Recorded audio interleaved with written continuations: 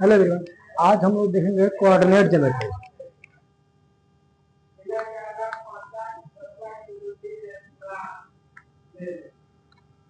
Coordinate geometry तो coordinate geometry समझने से पहले हम लोग को समझना पड़ेगा कि कार्टेशियन प्लेन क्या होता है।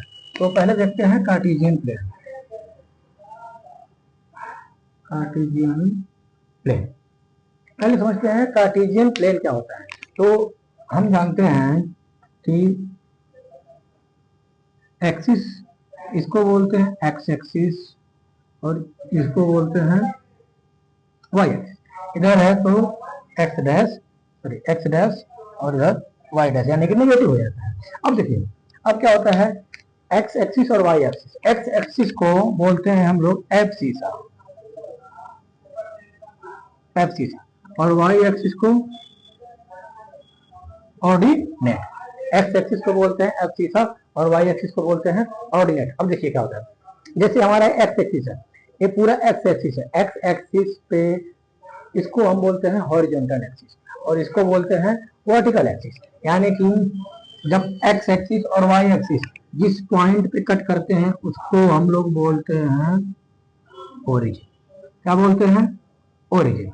यानी कि जहां पे एक्स एक्सिस और वाई एक्सिस कट करते हैं उस पॉइंट को बोलते हैं ओरिजिन। और ओरिजिन के कोऑर्डिनेट क्या होते हैं?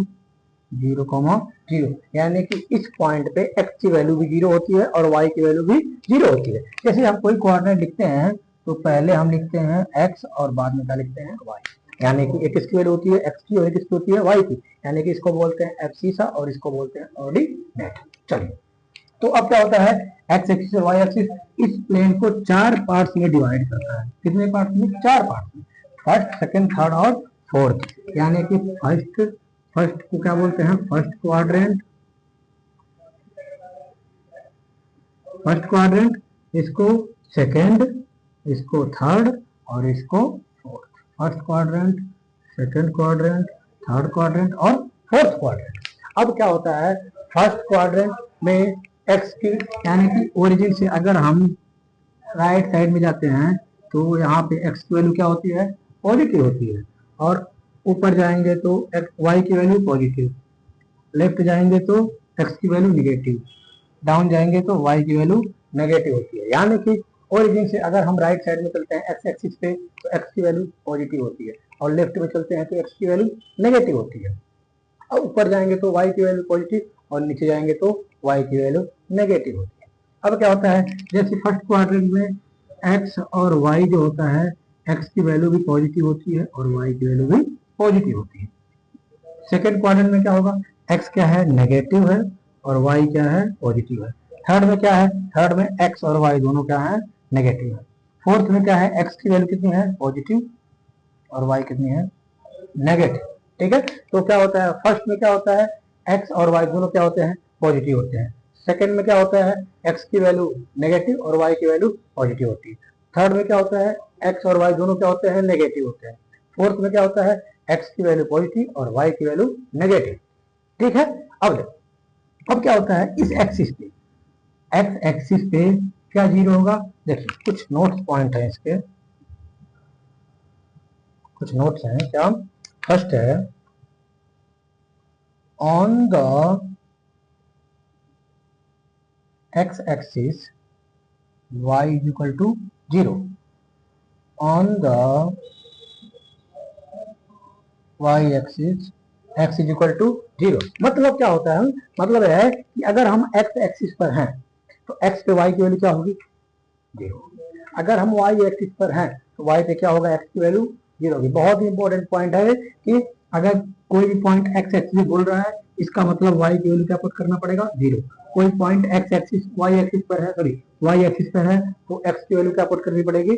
0। यानी कि on the x axis y is equal to 0, on the y axis x is equal to. ठीक है, तो ये होता है हमारा पूरा कार्टेशियन प्लेन। ठीक है, आया समझ में? चलिए देखते हैं।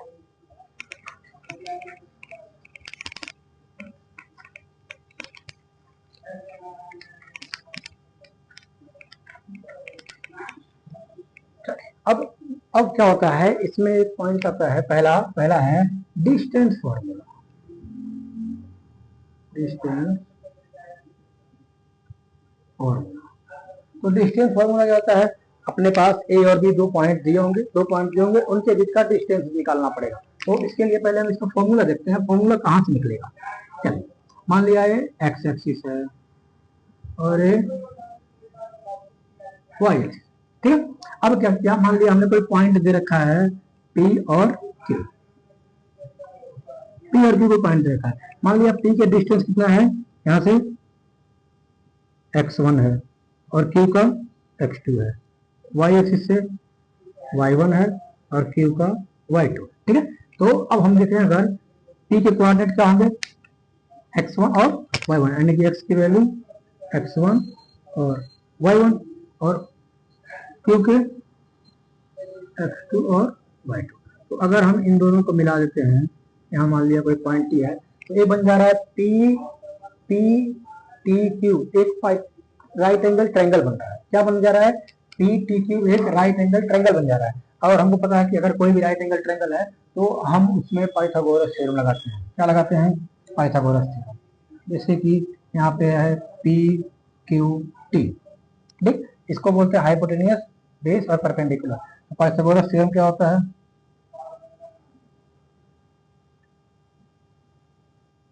क्या होता है, P Q square is equal to P T square plus Q T square, या फिर P Q is equal to under root P T square plus Q T square, ठीक है। इसको बोलते हैं हम लोग पाइथागोरस थ्योरम, ठीक है। अब देखते हैं, अब यहाँ पे दिख रहा है पी टी क्यू एक राइट एंगल ट्रायंगल है, तो हम निकाल लेंगे क्या, हमको पी क्यू निकालना है, पी क्यू। तो पी क्यू क्या हो जाएगा, under root P T square plus Q T square, ठीक है। अब देखिए यहाँ पे P Q under root PT कितना है, पीटी इनके बीच का गैप हमको पता है, ये पूरा क्या है x2 है, ये कितना है x1। तो अगर हम x2 माइनस x1 निकाल रहे हैं, x2 माइनस x1 कितना होगा, pt के बराबर होगा। और qt कितना है, q x एक्सिस से q की दूरी कितनी है y2, और यहाँ पे t की y1, तो ये कितना आ जाएगा y2 माइनस y1। अब देखिए pt कितना आ गया, pt है अपना x2 माइनस x1, तो कितना है y2 माइनस y1, तो कितना आ गया, पीक्यू कितना आ गया, under root x2 minus x1 whole square plus y2 minus y1 whole square, ये पूरा पूरा रूट अंडर रूट का, यानी कि इसी को बोलते हैं हम लोग क्या, डिस्टेंस फॉर्मूला। क्या है ये, इसी को बोलते हैं डिस्टेंस फॉर्मूला। क्या होता है, x2 minus under root x2 minus x1 whole square plus y2 minus y1 whole square, ठीक है। चलिए अब कुछ क्वेश्चन देखते हैं इसके।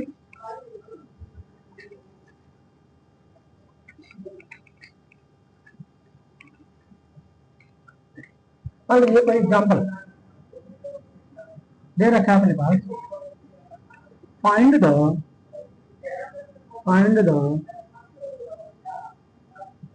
Distance between a 2,3 and b 4,6, find the distance between a and b। तो हमको a और b का डिस्टेंस निकालना है। तो a के कोऑर्डिनेट कितना दिया है 2,3 और b के 4,6, ठीक है।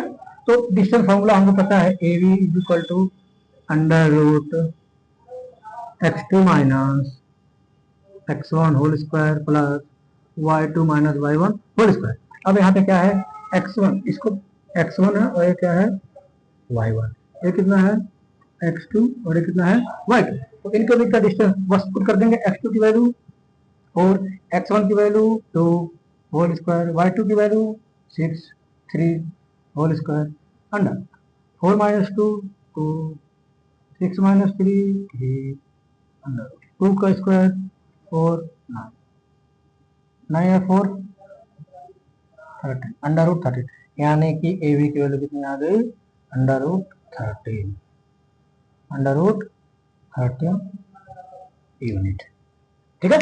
तो ये था हमारा डिस्टेंस फॉर्मूला, ठीक है। अब देखिए एक दूसरा क्वेश्चन देखते हैं।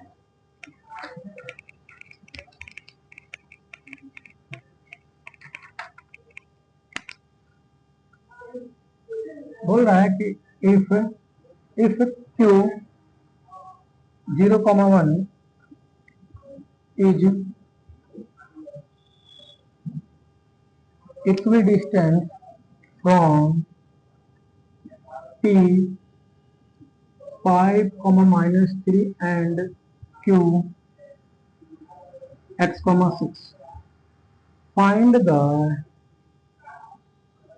वैल्यू ऑफ x, यानी कि अपने को x की वैल्यू निकालनी है। ठीक है, क्या बोल रहा है? If q 0,1 is equidistant from t 5, -3 and q x, 6, find the value of x, x की वैल्यू निकाल। चलिए अब देखते हैं क्या है। मान लिया कोई पॉइंट q है, वो कहां से? p से और r, p से और r से क्या है? इक्विडिस्टेंस है। तो अगर इक्विडिस्टेंस है तो दोनों क्या होंगे? इक्वल होंगे। तो p के कोऑर्डिनेट कितने दे रखे हैं? 5, -3 और r का x, 6 और q का 0,1। और अगर इक्विडिस्टेंस है तो आपको पता है कि P Q is equal to R होगा। क्यों? क्योंकि पॉइंट क्यू क्या है? इक्विडिस्टेंस, यानी कि इक्वल दूरी पे। तो पी क्यू के लिए डिस्टेंस फॉर्मूला लगा देंगे अंडर रूट x2, इसको अगर x2 मानते हैं इसको x1, यानी कि x2 माइनस x1, इसको x2 y2, यहाँ पे x1 और y1। तो क्या हो जाएगा? x1 माइनस x2 यानी कि 0,5 प्लस y2 माइनस y1 यानी कि 1 minus minus plus 3 whole square equal to R की कितना दे रखा है? Under root 0, minus x, 0, x plus 1, minus. ठीक है, अब क्या हो जाएगा? Squaring on both side, squaring on both side करेंगे तो क्या हो जाएगा? रूट हट जाएगा। तो -5 का स्क्वायर 25, 3 प्लस 1 4, 4 का स्क्वायर 16, इधर x का स्क्वायर x स्क्वायर, 5 का स्क्वायर 25, तो 25 कैंसिल, कितना आ गया? x की वैल्यू प्लस माइनस 4, x की वैल्यू प्लस माइनस 4, यानी कि x की दो वैल्यू निकल के आई, एक आई है +4 और एक कितनी आई है? -4। अच्छा, ठीक है, समझ में? तो x की दो वैल्यू